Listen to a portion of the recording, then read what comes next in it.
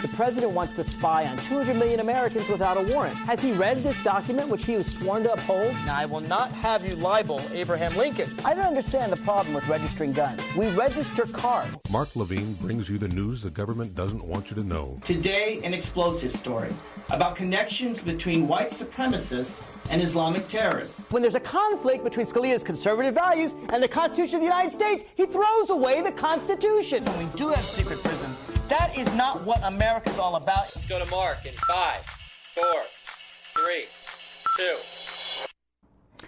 Good evening, America. Welcome to the Inside Scoop. I'm your host, Mark Levine. As the government shutdown enters its third week, it appears a solution may just be on the horizon. Senate Republicans and Democrats have completely given up on the House Republicans, whose Tea Party wing engineered this shutdown of government, and they're working together feverishly to come up with some kind of deal. We'll discuss exactly what that deal is or can be later on in the show. They're also talking about finally addressing the budget that the Democrats in the Senate passed 6 months ago. The budget numbers are also on the horizon. But the plot to stop the Affordable Care Act, which the Republicans call Obamacare, appears to not have succeeded. Or will it? Will part of the deal actually help in some way delay, defund, or somehow hit Obama's signature program? And more importantly, in my view, is the question that I think will live on way past this crisis. And that is whether or not a single wing of one party in one house of Congress should be able to force its agenda by threatening a government shutdown or by threatening national default.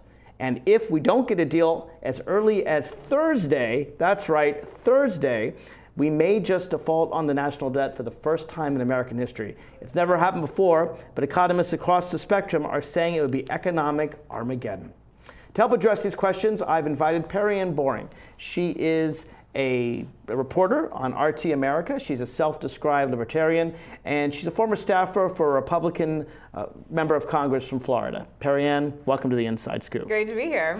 So let me address, before we get to the details of what this deal is going to be and the budget negotiations and even the Affordable Care Act, I want to address this prime philosophical question. Is the tactic used by the Tea Party Republicans, threatening to shut down the government, threatening to default on the national debt, if they don't get their way on a law that they don't have the votes to pass, is that a legitimate tactic? Or if they succeed, will this cause other minority parties to do this in the future? Well, I think this premise that the Tea Party is overthrowing the Republican Party and is a minority rule is completely false to begin with. Leadership is behind this, and just because someone advocates for fiscal discipline, that does not make them a Tea Partier. And detractors calling any Republican who wants to slow down government spending the suicide caucus or suicide bombers or trying to hold the economy hostage is really just ad hominem attacks to what's the real issue. Are they not threatening, if we don't raise the debt ceiling, to have the United States default on the national debt? That's absolutely false. The government brings in about $200 billion a month in revenues, and the interest payments are about $20 billion. There's plenty of money to make these payments. As JP Morgan outlined about a week ago, they put a study out that said if the government defaults on the debt, it will be because they chose to, not because they had to. What is the legal authority for the Treasury to prioritize anything? There's nothing in our Constitution, nothing in the law that I know of that says the Treasury pay off the Chinese nationals before you pay off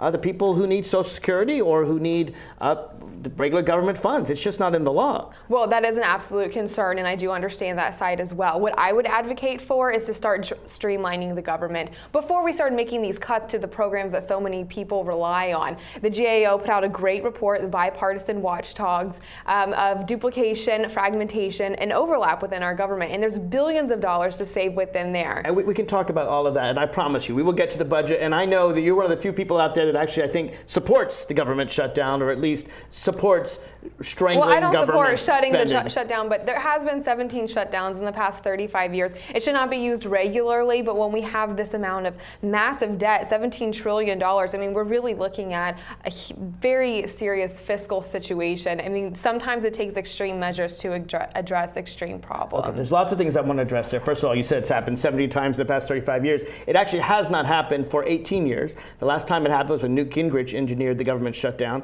And one of the reasons it hasn't happened a lot recently is because the Attorney General of the United States under Jimmy Carter said that if there is no budget agreement, the government can't function. Prior to that, in 1979, that opinion by Attorney General Civiletti, basically the government just kept on going, even though the budget wasn't passed, and the effects of a shutdown, and I put in quotes, shutdown. because it wasn't really Right. it wasn't really part of it. It was the Attorney General back in '79. Maybe that order could be overruled by the current Attorney General. I don't know. It's certainly not in the legislation. But you may also know that under Dick Gephardt, there was a rule. They called it the Gephardt rule back in the late 1970s that said, you know what, this whole debt ceiling notion is silly. It didn't exist in the early founding. It didn't exist for 100 years. It didn't exist until World War I. Here's what we're going to do. Anytime Congress votes to spend more than it taxes, automatically the debt ceiling goes up. They called it the Gephardt rule, and we didn't have any of these threats of a government shutdown all the way up till Newt Gingrich in 1995 said, you know what, I'm in charge, I'm bringing back this rule, and I'm going to shut down the government. I support the Gephardt rule, not the Gingrich rule. Well, I would make 2 points. There's blame to go around on all sides, absolutely. Everybody is playing a part of this foolishness of this game that Congress and the president is truly playing. We can all see, but the Senate hasn't passed a budget. They finally passed a budget this year. 6 months ago. But they didn't pass a budget for almost 4 years, and that. Well, you're complaining about something that happened 4 years ago. I mean, those things we've had the government function. This time, the Senate did pass a budget, and the House refused to take it up. So you can't blame the Senate this time. You could say the same thing from the other side, that they didn't pass a budget for 4 years. The difference is the Democrats never threatened to shut the government down. They never threatened to default on the national debt, and that brings us back to the first question, which I asked you. Is this a legitimate tactic? Because I'll tell you this, if you think it is a legitimate tactic, then my party, the Democratic Party, we're going to do it ourselves. I'll tell you the first thing I'm going to do. We're going to say we're going to shut down the government and have economic Armageddon if you won't do background checks for the mentally ill owning AK-47s. I don't think the mentally ill should have AK-47s. The vast majority of the American people don't think the mentally ill should have AK-47s, but we couldn't pass it through ordinary legislative process. So we'll just threaten economic Armageddon and we'll get our way. There's no economic Armageddon. The economy is not going to crash unless the administration chooses to default on the debt, and they don't have to do that. They have plenty of revenue to do so. But calling this a shutdown is propaganda. Only 18% of the federal workforce has been furloughed, and the government has been playing all sorts of games using our military as pawns in this game of using more money, more force to close barricades, close the memorials, close down Mount Rushmore, close down the ocean in Florida. They're required to by law. That's what it says. That's what, unless you think the Attorney General was wrong back in the Carter days, that said that when the government is shut down, it can't spend money on non-essential things. But they're spending more money to close down the monuments and to just leave them open. It costs less money to stick a barrier in. You're allowed. Here's what Civiletti wrote in his memo. He said you're allowed to turn out the lights and lock the doors. And that's it. But they're not. And that's what putting a barrier does. It's the equivalent of turning out the lights. These are public spaces. All they had to do was people just leave can go them around alone. the barriers. They could just left them alone. They spent all this time, all this money setting the barricades up. The veterans, they had the Million Veteran March yesterday. They came, took the barricades down, threw them in front of the White House, told Obama to leave office, and they put them back. They're spending more money, more time, more government resources to keep barricading the memorials up. I don't know why the barricade's a big deal. They shut up. Look, people can break into government offices and unlock the doors and do that as well. But if they're injured or something, it shouldn't be the government's fault. The park police was there, and they were saluting the veterans to what they were doing. They even supported this. I am fine with saluting veterans, but maybe you don't think any of our memorials should be staffed. Maybe you don't think we don't need the park police. You'd probably be one to end the park police, right? Let people roam through the national parks and don't worry about safety and don't worry about rules and don't worry about keeping out campfires or anything like that, because basically pure anarchy should rule at any time, right? Absolutely not. No, there's definitely a place for government. I don't think we need anarchy, but I think what's been Should we not close the national parks? I think what has been so interesting, I think they should be... Are they essential government business, the national parks and the memorials? I don't think they're essential. I mean, I like them. They're using more time and resources to close them. No, they're not. There's no one working there. They put a barrier there. The park police is still there. I've been down there every day. For security, they are there. And that part is essential. Security is essential. Ordinary operation is not essential. That's what the law is. So why did they put the barricades? They don't need to put the barricades. They put the barricades there because they turned the fountains off. There are dangerous things. Park police was present when the Lincoln Memorial was painted. They had some lady threw paint all over the Lincoln. The park police was there and they weren't able to stop her. Yet during the government shutdown, they allowed thousands of veterans to come in and remove the barricades. Maybe we should have more park police there to prevent people from throwing paint on the Lincoln Memorial. The heart of my issue, though, is you think it's perfectly fair, just, and normal. If I don't like something, let's say I want, I don't know, No, it's not I want a normal. statue named after me in Tennessee, in my hometown. And if I don't get it, I'm going to shut the government down. And so basically, every day we can threaten to shut the government down. We can threaten to fall on the national No one's debt. calling that. And if it's no big deal, $17 trillion in debt. so you are fine with threatening to shut the government down and threatening to default the national debt if I can't get a law passed. Let's talk about Affordable Care Act. This should not be for a regular tactic that people use, but during extreme times. Well, okay, let's talk about the Affordable It causes Care Act. for extreme because measures. the Republicans didn't shut down the government over the budget. The budget wasn't even part of it. What they did is there was a law passed, the Affordable Care Act, which you folks like to call Obamacare.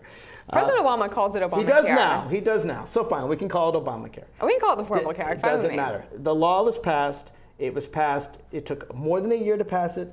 On a party line vote. It took 60 votes to get passed. The Senate, the with filibuster. no Republican ideas in it at all. That's not true at all. There were lots of Republican ideas. Well, there were several hundred amendments accepted. Republicans put forward amendments. The Democrats accepted it, and the Republicans didn't vote for it. The main things Republicans called for, selling across state lines, that never made it. It would have if the Republicans had been willing to negotiate, but they weren't. But let's get back to the topic. But now people are willing to negotiate. Funny thing about that. Well, they weren't. So here we have this law. It's on the books. The Republicans don't like it. It's got nothing to do with the budget. The American people don't like it. Okay. Actually, the American people do like it, and they're increasingly liking it. But we'll get to that in a second. How are the exchanges working for you? Well, they haven't been set up yet. They've got 3 months. The heart of the issue is if you don't like a law, the Republicans really don't like this law. They don't have the votes to overturn it.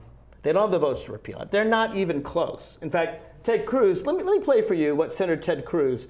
So you know what? We're going to a break. When we come back from break, I'm going to play for you what Ted Cruz said about the Affordable Care Act. Basically, what he said is, once this thing goes into place, people are going to like it like sugar. They're going to be addicted to it. We've got to stop it now because we won't be able to stop it later.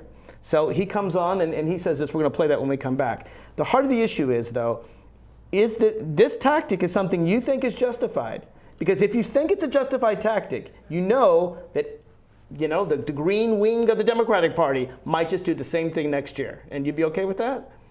You can quickly respond. We got about 30 seconds. There is definitely ideologues on both sides of the aisle here, and there are definitely people on the left who just want to spend to oblivion, and that is not something that should... And they could say that we're going to shut down the government and not pay on the national debt if we don't spend to oblivion, in your words, and that would be a legitimate tactic because the Tea Party tried it first.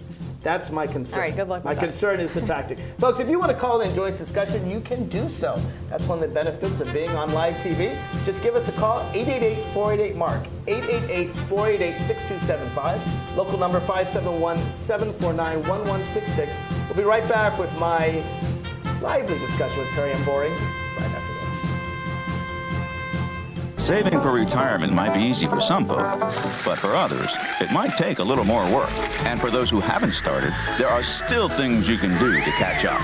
Oh, that is good news. Like getting out from underneath past debt. And don't get wrapped up with high-interest credit cards. Get you some eyes. Be diversified with your investments. Don't put all your eggs in one basket. Your financial goals are not out of reach. The choice is clear. For a happy ending, choose to save. Everyone with alcohol and drug addiction is in the same boat.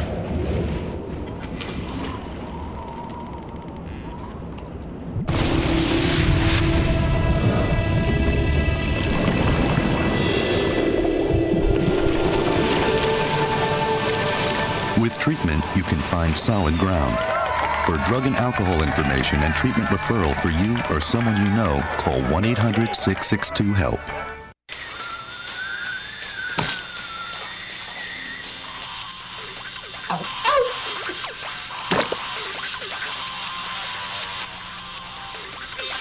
Dude, are you sure you want this tattoo? Because just do it.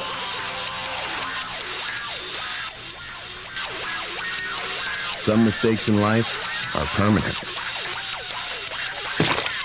Like hearing loss. To learn how to protect your hearing, visit asha.org. You've probably heard about heart disease, but did you know that it's the #1 killer of women nationwide? Heart disease claims more lives each year than breast cancer, lung cancer, or strokes combined. But there are steps you can take to protect yourself against it. For more information on how you can prevent heart disease, contact your local American Heart Association or visit their website at www.americanheart. We're back to the Inside Scoop. Here again, your host. Welcome back to the Inside Scoop. I am your host, Mark Levine, having a feisty discussion with my guest, Perianne, a self-described libertarian, former staffer for a Republican in Congress from Florida, and also a reporter at RT America. So Perianne, there's a lot of different issues that we raised, and I want to take them apart piece by piece. First, though, I want to play, as promised, this is Ted Cruz. Now, he's on Sean Hannity's radio show, so all we have is the audio. Okay. But I want you to hear what he has to say, because I think it's really instructive about why we're in this mess to begin with. If we don't do it now, in all likelihood, Obamacare will never, ever be repealed. Why is that? Because on January 1st, the exchanges kick in, the subsidies kick in, and the Obama administration has, by the way, eliminated the eligibility requirements. There's no checking on it, which means it's basically setting up liar loans. Their plan is to get the American people addicted to the sugar, addicted to the subsidies, and once that happens, in all likelihood, it's over. Never gets repealed. So we either do it now or we surrender entirely. But the second point, which is so frustrating, but right now, in all candor, we do not have the votes to do this. We don't have the votes in the Senate. We don't have the votes in the House. And to be honest, we're not close right now. So there's Ted Cruz saying, we don't have the votes to do this through the Constitution, where we both houses vote. We don't have the votes to repeal it in a normal fashion. And once it happens, Americans get addicted to the sugar. And as Sean Hannity said, this thing never gets repealed. So we have to use extraordinary measures to stop this from going into effect, because it's law, because Americans are going to love it, and we got to stop it now, and we don't have the votes. The only way to stop it is to threaten to shut down the government, to threaten to default on the national debt. I want to know your thoughts on what Ted Cruz had to say. I think we're kind of taking that out of context just a little bit. I didn't get to see the whole interview, so I'm not sure what they were saying before that. But what it sounds like to me is that he's saying, like other welfare programs, people get caught in the chain of poverty where they're relying on the government to take care of them, and then they don't know how to care for themselves. And then for generations, they're stuck on welfare, and they're stuck on the dole, and they never get to learn about being able to take care of themselves and providing for themselves and providing for their families and having that self-worth. And I think that's what's really important. Would you consider Social Security to be a welfare program? It's a maybe. I mean, it's a retirement program. Do you think that all those 80-year-olds on the dole, on that Social Security dole, I mean, they really should be working, and all those? Well, Social Security is kind of a different product because people spend their lives paying into it. So by the time they reach Social Security how about Medicare? The same thing, right? People spend their lives paying in. Okay. Well, this is the program that provides health insurance for everyone. What about Medicaid? That's something that provides health insurance to the poor. Are you against Medicaid? I think that when we have these massive programs where we're just supplying benefits to people who can't provide for themselves, we should offer them an outlet so they can work out of it, so they aren't always on the government. Like workfare. That's what Bill Clinton proposed back in the 90s. Right, and then this is exactly the argument we had last year with unemployment when Obama, by executive order, removed the working requirements under unemployment. And the reason why we had didn't remove the working requirements. He allowed working or studying or working toward a job. There's still requirements in the law. But they were relaxed. But the reason why we had them was because studies had showed that when you have these type of requirements, it encourages people to provide for themselves and to not be relied on by the government. So Perianne, would you say that the 30 million Americans without health insurance, they're all lazy bums? The ones who work at Walmart, for example. No, I don't think that. They should get a better job, one that pays more. Maybe they should become a Wall Street banker. I don't know, because they certainly. No, pay I think very it's well. unfortunate that so many people are in a situation where we don't have the market for them to have affordable coverage. Because they can't afford it. But the problem that I have with Obamacare is that it puts so many more people on Medicaid, but it doesn't add any doctors. So we might have more people that have access to health insurance, but what are we doing to make sure that care is going to be provided for? So you're worried that if all the poor get health care too, maybe the super rich won't get care? Is that the concern? There won't be enough doctors to take care of everybody? There's not going to be enough doctors. Concern? We do have a doctor shortage right now in the primary care industry. There's not enough primary care doctors to go around. We don't have enough medical students. There's a huge shortage within GME. There's not enough residency positions for students that are So we graduating. should only take care of the rich, because if the poor use the doctors too, there just won't be enough doctors. No, I just think when the government comes in and tries to take over over the entire healthcare market. Take over? That there's not going to be, there's going to be imbalances. How do you, now, I know that website doesn't work that great. I admit it, healthcare.gov. But I've been there, and I did get it to work yesterday. And when they finally got to my plans that it proposed to me, there wasn't a single public option there. Blue Cross had an option, and Kaiser had an option. I had like 32 options. But none of them were government options. Right, well, it looks good So now. why do you call that a takeover? Well, it looks good now because it changes the relationship between people and their doctors. So now the government How does it change is the relationship? going to be in between. All the government did is allow me to buy cheap healthcare insurance. Right, but now the the IRS is getting involved with it. So one thing that a lot of conservatives are concerned with the IRS scandal is that people are going to say, oh, if we do in fact have a doctor's shortage, which is very possible, people are going to say, oh, well, you're a conservative, we're going to discriminate you. You're going to go at the back of the line. I mean, these are concerns that people have. These are conspiracy theories. These are wild, reckless conspiracy theories. Are the issues you just said a government takeover. Now you know, because you're a smart person, this is not a government takeover. That's a talking point. Well, the government to say is the government is absolutely providing health insurance exchanges whereby you can buy private insurance at a cheaper price and you get a choice of 32 different private companies.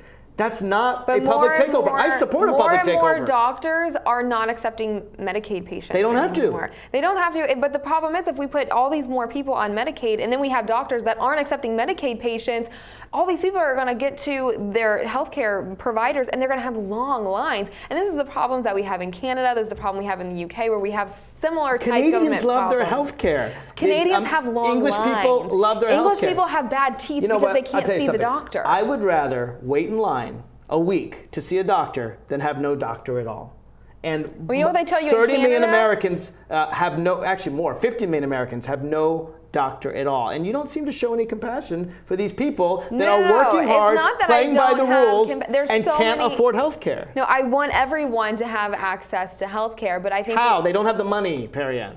When the government comes in and adds all these people onto the exchanges but doesn't add any doctors, I mean, there's just imbalances within the system. There's problems with Obamacare. The doctors will get paid with every patient they see. Doctors aren't getting paid now. The doctors have an incentive. Doctors are not getting paid now. Our healthcare costs are through the roof. They're 1/6 of the nation's economy. They used to be 4% of our GDP. They're now 16% of our GDP. American doctors are paid better than any doctors anywhere in the world. Not by the government. Not by the government. Why do they take Medicare patients then?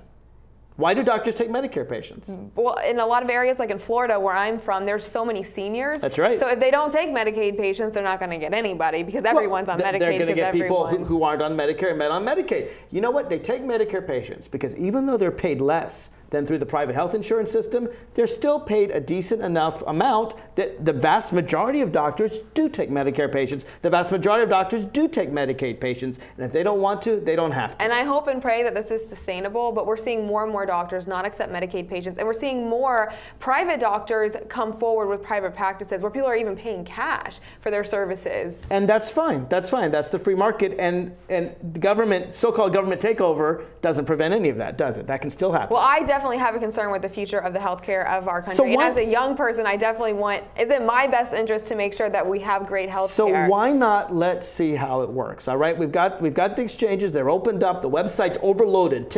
More than 10 million people tried to get on it. That's why it crashed, but they got 3 months to see if it works. Well, that's what the president said, but their IT officials have said that some of the issues that they're having aren't necessarily because of volume. They're more because they were That's true. The rollout was not very successful. But you know what? The rollout of Social Security wasn't very successful either. It takes time to get these things right. Why not wait a couple years, see how this thing rolls out, and then if the American people don't like it, they can use their elected representatives to repeal it. The reason why I don't think that's going to occur is actually, and I hate to say this because it almost never happens, I agree with Ted Cruz. I agree with Senator Ted Cruz when he says Americans, this is how I read what he says, Americans are going to like the Affordable Care Act so much they're not going to want to repeal it, and they don't have the votes now. Well, when you have the safety blanket on top of you, instead of having a safety net, what so many people advocate for, when you have the safety blanket that suffocates people, they can't see other options. So people are going to get stuck in this government system that they're not going to understand that there's other options out there because it's all that they're going to know. And that's the issue. And if we go a couple years and we have the Affordable Care Act and we let it roll out and then it's not successful, the next step, what conservatives are afraid of, is that the next step is going to be a single single payer system, which I go support, even farther and you don't. in the wrong but direction. Here's the thing. So you and I have a disagreement. We have a basically philosophical disagreement over when the government should come in and help people and when people should be left on their own. It's a philosophical agreement you and I will probably always have, given our political views. That's fair. That's America. That's why I brought you on the show to discuss this. Here's my point that goes beyond the philosophy.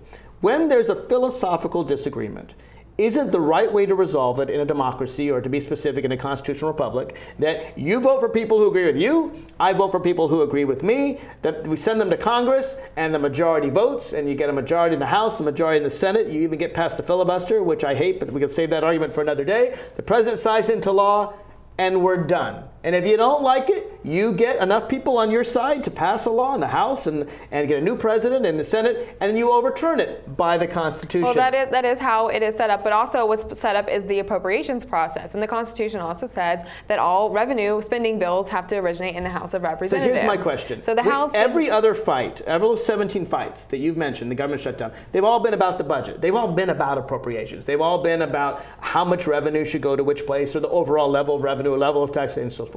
This is the first time that I'm aware of, maybe you're aware of another one, in American history where they tied this other thing, this law that was already passed, to it. And what I'm saying is, if this tactic is allowed to succeed, my side can use it too, and I'm starting with gun control, because that's something I firmly believe in. I mean, the Affordable Care Act is several $1 trillion. I mean, this is a pretty big percentage of our entire economy. Okay, but you lost. I mean, but you lost. The American people re-elected President Obama. Because they had Romney, who was a terrible representative. Sorry. He had Romney care hanging around his neck the whole time. I mean, he was not. Then you should have voted for Newt Gingrich in the primaries. The point is... I didn't vote for Romney in the primaries. Fair enough, and you don't have to. My point is, we have a political system.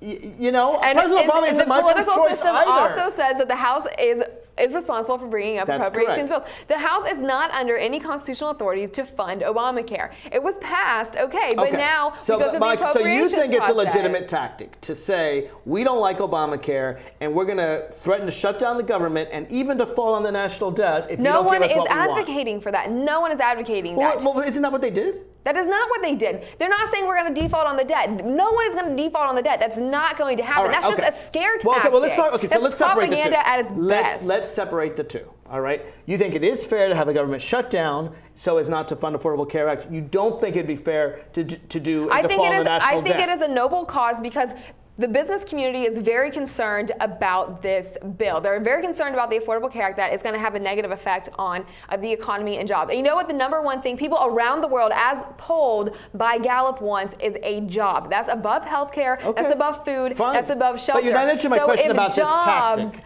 I think it is a noble cause. I think it is a noble cause. And I think the tractors... It is worthwhile to threaten to shut down the government for this noble cause. I don't think we need to keep the government shut down, but when there's extreme measures that it causes for extreme... Okay, so you're willing to shut down the government. What about default on the national debt? We are not going to default on the national debt. All right. And I want to talk about what that means, because it might happen on Thursday. I think a lot of people don't. It might happen on Thursday. Folks, if you want to call in and join this fierce debate, I encourage you to do so.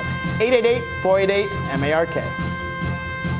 I need a job. Necesito trabajo. I would like to speak English better. Me gustaría hablar inglés mejor. I want to be a U.S. citizen. Quisiera ser ciudadano de los Estados Unidos. For over 35 years, por más de 35 años, the Hispanic Committee of Virginia has been serving our community. El Comité Hispano de Virginia ha estado sirviendo a nuestra comunidad. Job training and placement, capacitación, ayuda para conseguir trabajo, education for children and adults, educación para niños y adultos, immigration, naturalization, and medical referrals, ayuda para los procesos de inmigración y naturalización y orientación sobre médicos are a small part of what we do. Son solo una pequeña parte de lo que hacemos. For help, information, or to volunteer, para ayuda, información o para ofrecerse como voluntario, contact the Hispanic Committee of Virginia. Comuníquese con el Comité Hispano de Virginia, helping everyone participate more fully in American society. Ayudando a todos a participar plenamente en la sociedad norteamericana.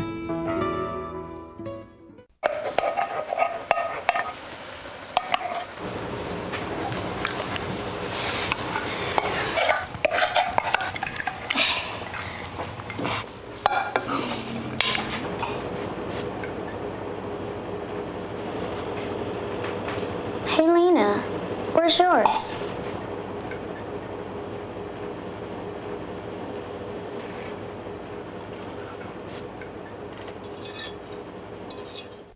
Would you notice if you were missing half your kidney function? According to the National Kidney Foundation, 20 million people have chronic kidney disease, and 20 million more may be at risk and not even know it. Anyone with high blood pressure, diabetes, or family history of chronic kidney disease is at risk. Early diagnosis is vitally important. To get the whole story, talk to your doctor and visit the National Kidney Foundation at kidney.org or call for a free brochure. Because when it comes to chronic kidney disease, you might not know. We're back to the Inside Scoop.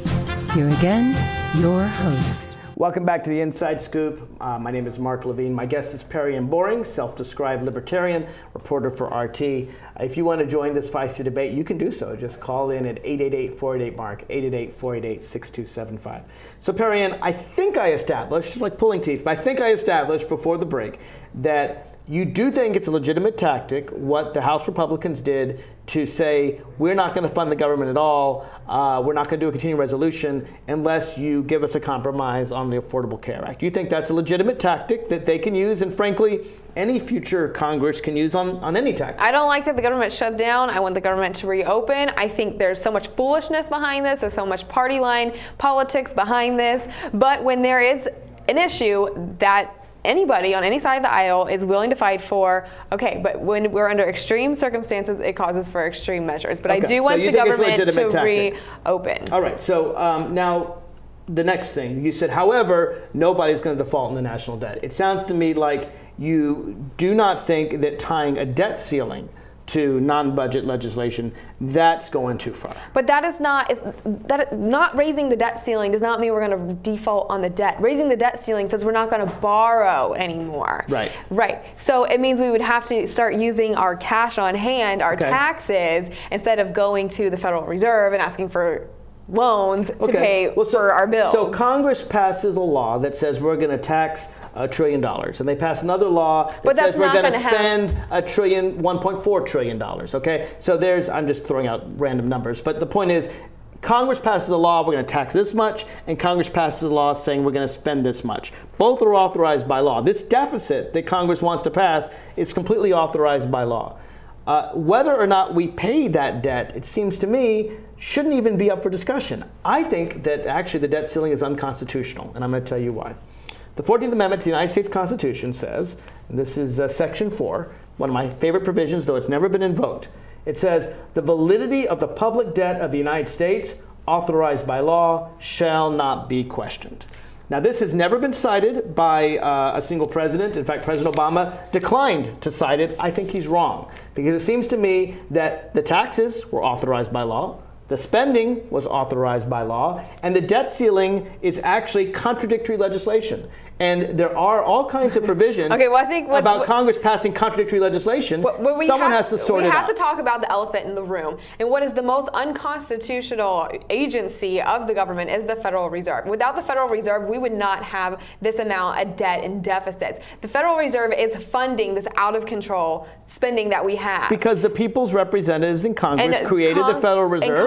And Congress signed monetary policy over to the pseudo-government agency, which was not constitutional at all. And it's completely, I mean, if you go to Article 1, Section 8, all debts must be paid in gold and silver, and all debts are appropriated by Congress, not by some pseudo-federal agency. Well, to be fair, the Federal Reserve is acting under the authority of Congress. Right, but Congress signed it over. They signed it over. But the founding fathers never meant for a central bank. They never meant for a central bank. Well, actually, there was a big fight over a central bank. Right. As you know, for the first, 50 years of American history, Andrew Jackson was fighting the Federalists over it. So we had a national bank, and we didn't have a national bank. But it wasn't decided in the Constitution. What I was going to get to is taxes. It was decided by the elected representatives of the American people. What I was going to get to is tax. You're saying, well, we can just raise taxes and pay, but that's not true. We're not going to raise taxes because that's not politically popular. What we're going to do is we're going to print the money. And that's why Obama just nominated Janet Yellen, because she's a fiscal dove. She's going to keep printing that money for Obama to keep spending all the money that he wants. But the thing is that they're just piling all that debt on me and the children I'm going to have and my grandchildren. No one can pay this back. And don't you realize that debt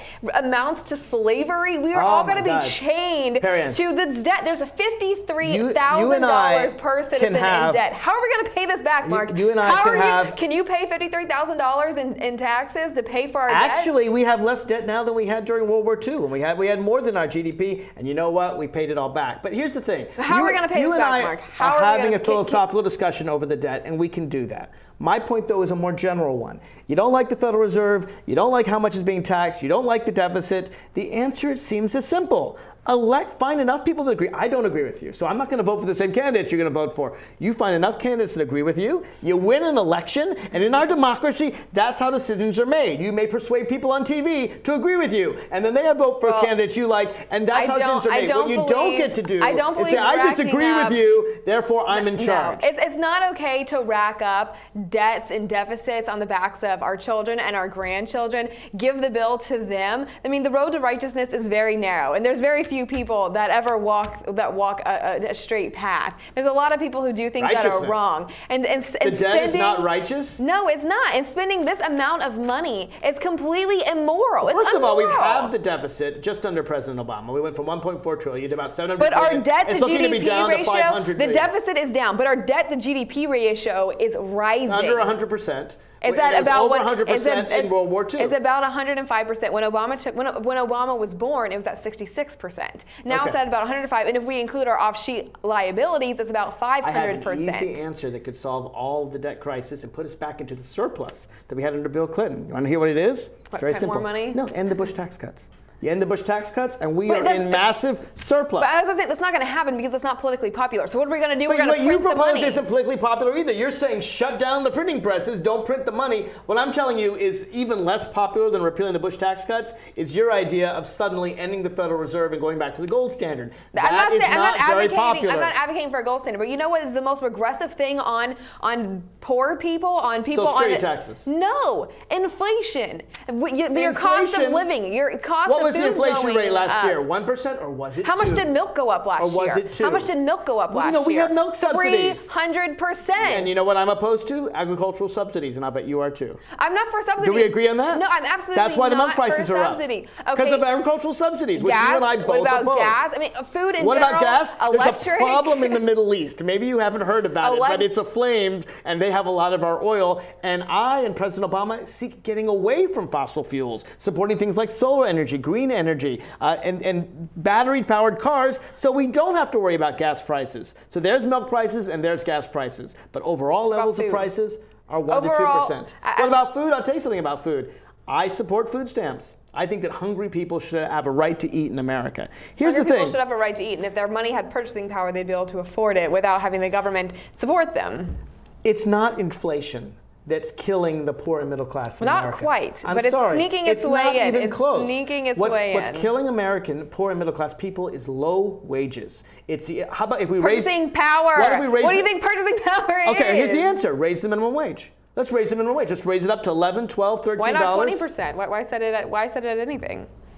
Well, I think $12 or $13 just to keep up with what it was from the 1970s. Why $12 or $13? So that I'll tell you why. So someone because the dollar has decreased 98% since the Federal Reserve's inception in 1913. We wouldn't need a minimum wage if we didn't have all the since Bill Clinton was president, it's only decreased maybe 10, 20%. Inflation has been low since in the last 20 years. And they've changed the way they measure inflation 20 times in the past 40 years. Here's the issue, Perianne. They keep changing. I support raising the minimum wage because I think someone who works 40 hours a week, works as hard as they can, works a full week, should be able to support a family at the poverty level and get health care and shelter. I absolutely agree. Okay, so you and I agree on that. Absolutely So the question is, how do we get there? And your view is by stopping inflation going from 2%, which is what it is now, to 0%.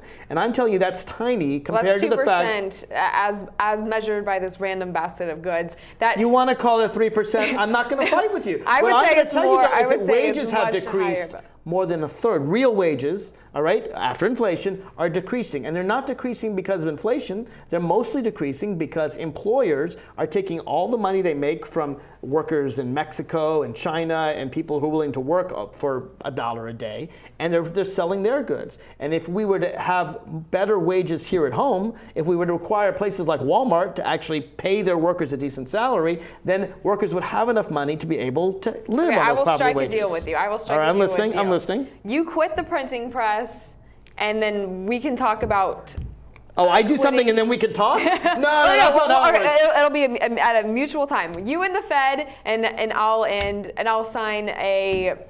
I don't understand why the Federal Reserve offends you so much. It's simply doing what the American people have asked us to do, which is to allow us to have credit.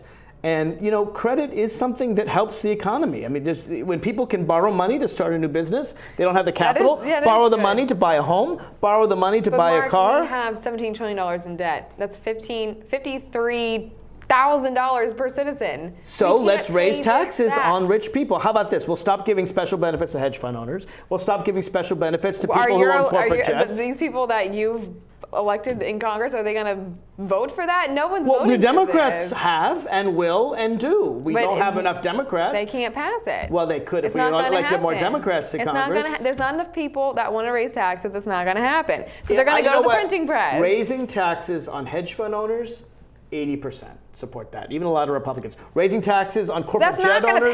You're not going to bring in $17 trillion. If you tax the 1% at 100%, you're not going to bring in enough money to pay off this debt. It's too much. You would. I'll tell you why.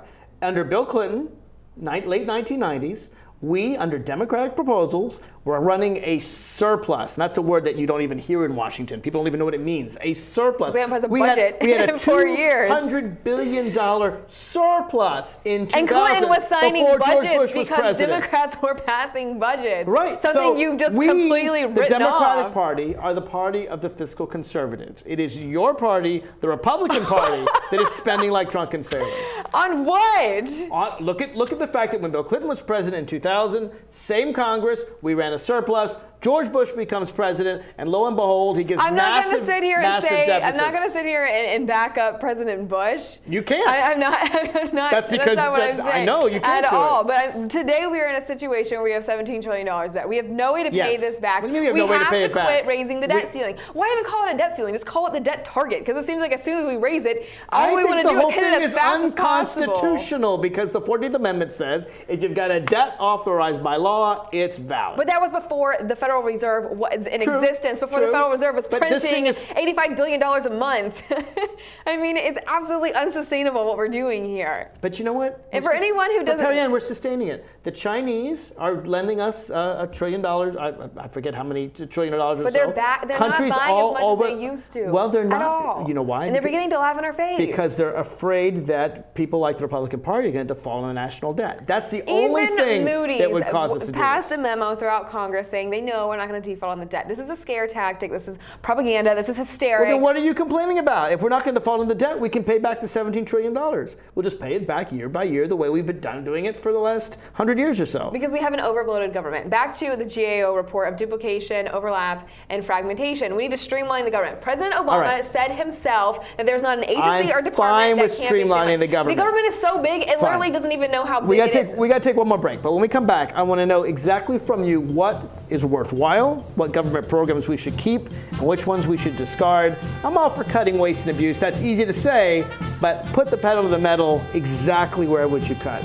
Folks, last chance to call in if you want to join us. It's 888-488-MARK, 888-488-6275. You can take on Perianne or me, or both of us. Back after this. I helped turn my child's public school into a whole new kind of school. One with a curriculum that really motivates kids. One that has extended hours, 6 days a week, year-round. With loads of academic, cultural, and recreational activities. One that has support services like medical and dental right there. A school where parents' involvement is encouraged. Where teachers have more time to teach. And students are excited about learning. There's just one problem. My child doesn't ever want to come home. You can help turn your school into a community school for excellence. Find out how. Call 1-877-LOVE-TO-LEARN. It's coming. Right to your neighborhood. And when it does, you may be surprised. It's your Social Security statement of your benefits, and it's going to help you plan your financial future. Your benefit statement will tell you how much Social Security you're eligible to receive and when you'll get it. Then you'll know how much you need to save for retirement, because that's coming too. The future is in your hands. Choose to save. The toxic fumes from this meth lab are seeping into Jamie's sinus cavity. Ammonia vapors invade her throat. Toxic gases fill her lungs. Jamie's body is deteriorating. And she doesn't even know it. Jamie, dinner. So, who has the drug problem now? Find out how meth affects you at drugfree.org/.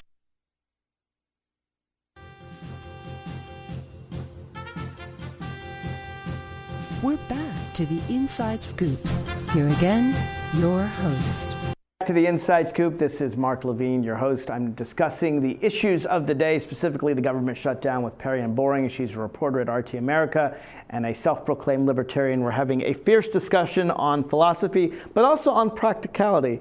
And one of the things I find interesting is you do think it was a fair tactic that the House Republicans are using, and I would argue that the Tea Party is wagging the tail of the dog. And the reason I would argue that is quite simple. If the House had a vote today on a continuing resolution, it would pass. But who's not bringing that up? The Speaker. Speaker of the House. Who is not part of the Tea Party. He's not part of the Tea Party. In fact, I think Speaker Boehner was against it from the beginning. But apparently he's so afraid that he won't be reelected by his caucus come January 3rd, 2015. Only 4 people voted against him last year. I don't think he's that scared. Well, he has a strong backing. He apparently, all reports are that he told his people in private this is a really bad idea, but they rolled him. He's doing it. I think he's a speaker in name only. They call him a sino.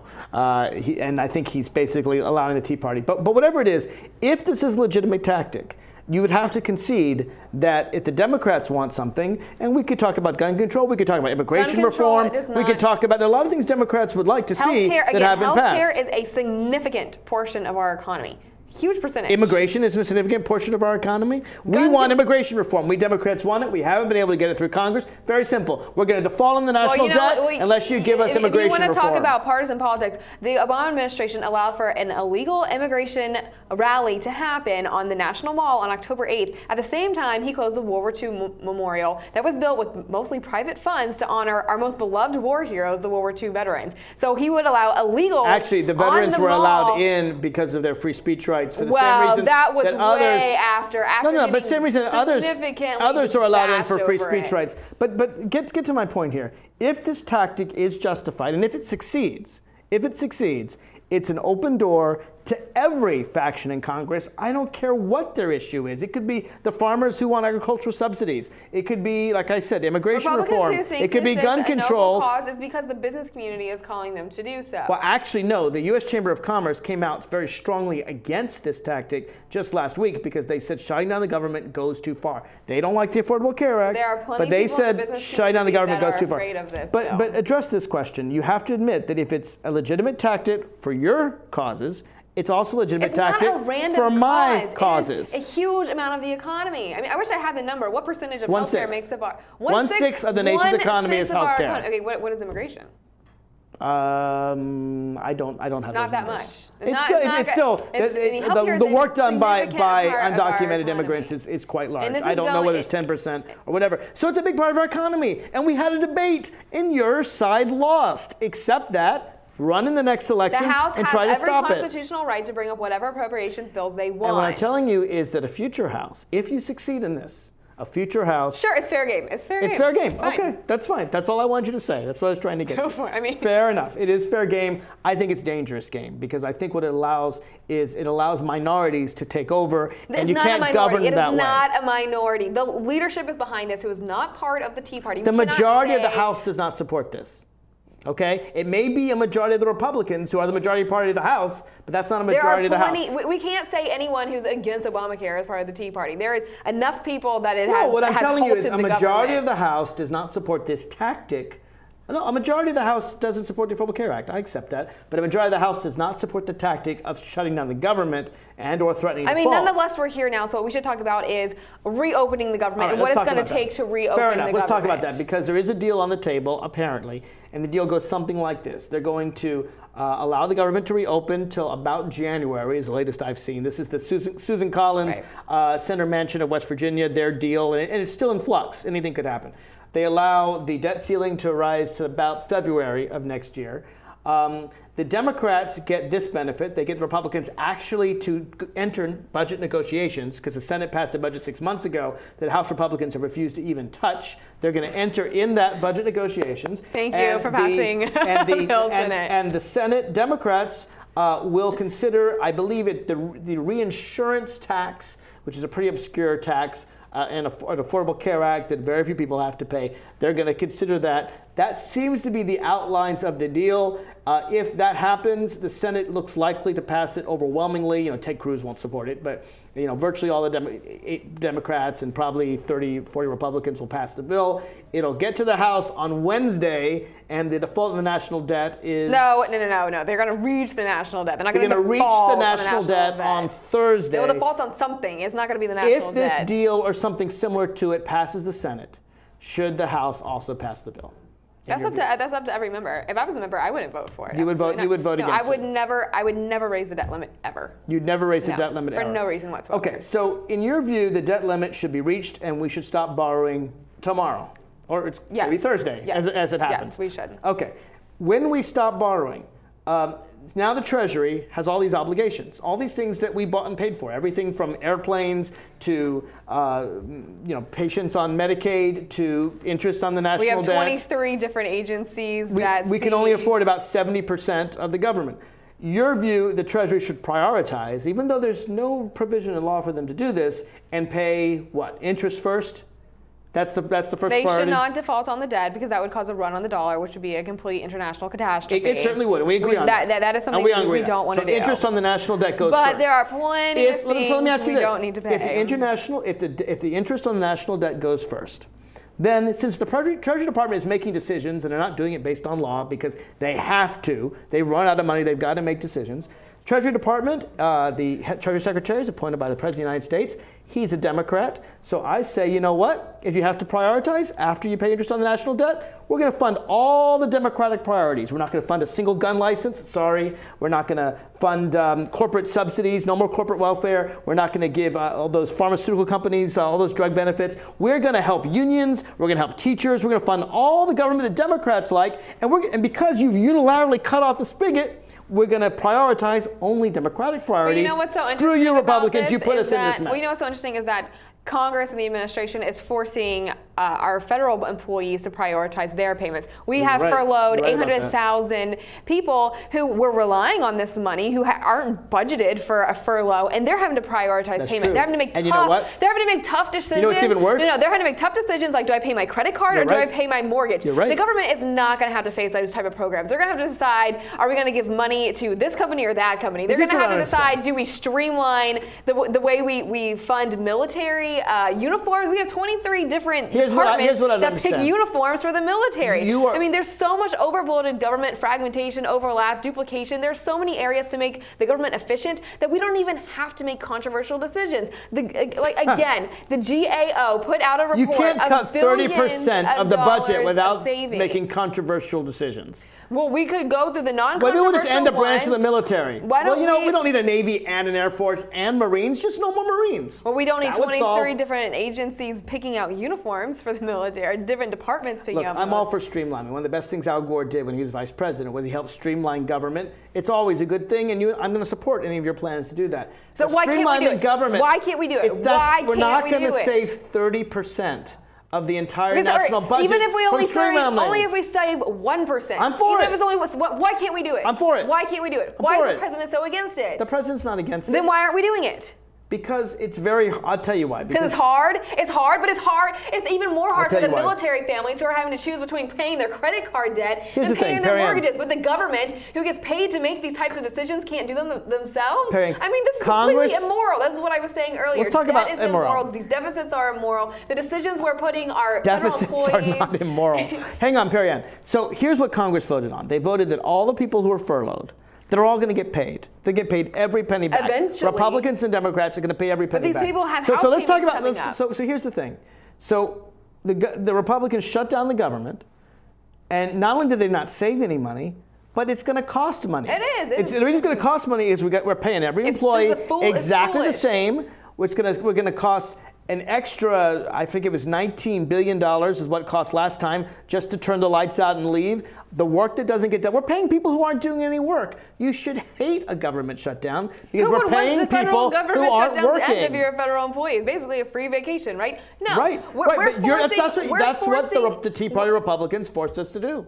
They didn't force anyone to do this. They have put bill after bill forward to reopen the government, and it's the Senate that won't even vote on these bills. They're saying because they won't negotiate, but they're going to force our federal employees to prioritize their payments, but the federal government can't prioritize theirs. The Tea Party and the House Republicans. We've already established it's not a Tea Party. There's not a coup in the House that's overthrowing the government. Every single bill passed by the House. Okay, and all these continuing resolutions, they were considered by the Senate and rejected. The bill, they were considered. The one they bill, were turned away. They weren't even looked at. No, they were voted down. They were voted down. The last one was, I think, it was 54-46. The Senate, though, passed a bill 2 months ago to continue to fund the government. And the Speaker of the House, John Boehner, refuses. How long did it take them to pass a budget? Hang on, Perianne. The if we had a budget to begin with, we wouldn't be in this mess to begin with. They passed a budget 6 months ago. The Speaker Why don't of we the have House, a budget? John, because the House won't pass it. Because the Senate didn't vote on a budget for 4 years. The House, the President didn't even introduce. Or the Senate didn't even introduce a budget. Why is it that while the Senate will consider why can't we be on a budget? Perianne, why is it the Senate will consider all the House bills, but the House refuses to bring up for a vote the Senate bill to open the government and to not default national debt? And the reason they won't consider it because this is debt because is they immoral. know this debt is immoral. The reason they won't consider it is because they know it will pass. Because they know that the majority of the House supports the majority of the Senate, supports the majority of the American people, and supports the President the road to righteousness in opening is very up narrow, the government. And only few see in opening up the government, the line of the world. Not and enough ending the national debt. It's still not the answer moral. Is very simple. It's still not moral to put this amount of debt you don't on like my generation and my something next generation. Doesn't mean you get your way. The Constitution says the majority decides. So if someone tells you to jump off a cliff, you should follow them? That's saying the same thing. No. The government is chosen by a majority of the American people. All right? They get to decide. Not you, not me.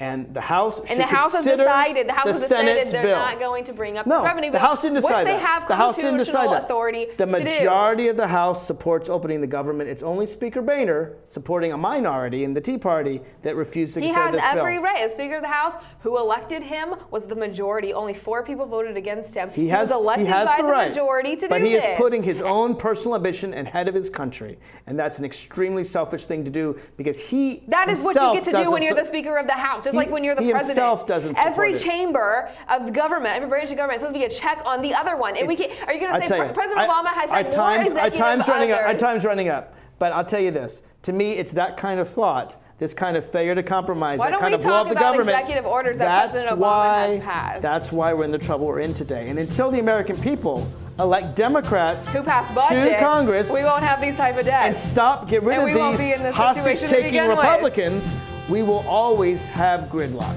So there's a vote in Virginia, and I urge you to support Terry McAuliffe and Ralph Northam and Mark Herring. Please do that. This is Mark Levine. If you enjoyed the show, check it out at marklevinetalk.com. This is Mark Levine. Thank you, Perianne Boring. Thank you. Signing off.